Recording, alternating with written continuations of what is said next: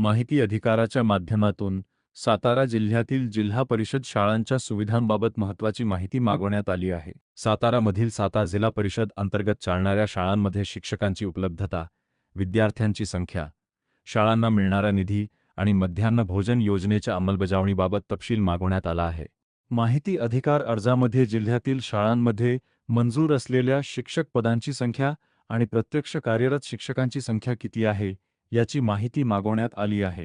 काही ग्रामीण भागात शिक्षकांची कमतरता असल्याच्या तक्रारी वेळोवेळी समोर येत असल्यामुळे या माहितीमुळे वास्तव परिस्थिती स्पष्ट होण्याची शक्यता आहे।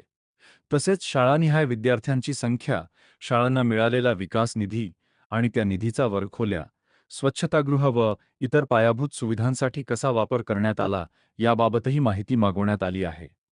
यासोबतच विद्यार्थ्यांसाठी राबविण्यात येणाऱ्या मध्यान्ह भोजन योजनेच्या खर्चाचा तपशील, अन्नपुरवठा आणि या योजनेची अंमलबजावणी कशी केली जाते याबाबतची माहिती देखील अर्जामध्ये मागवण्यात आली आहे। माहिती अधिकार कायद्यानुसार संबंधित विभागाने ठराविक कालावधीत ही माहिती उपलब्ध करून देणे अपेक्षित आहे। ही माहिती समोर आल्यानंतर सातारा जिल्ह्यातील ग्रामीण शिक्षण व्यवस्थेचे वास्तविक चित्र स्पष्ट होण्याची शक्यता व्यक्त केली जात आहे। या प्रकरणातील पुढील घडामोडी आणि अपडेट्ससाठी आमचे पेज नक्की फॉलो करा।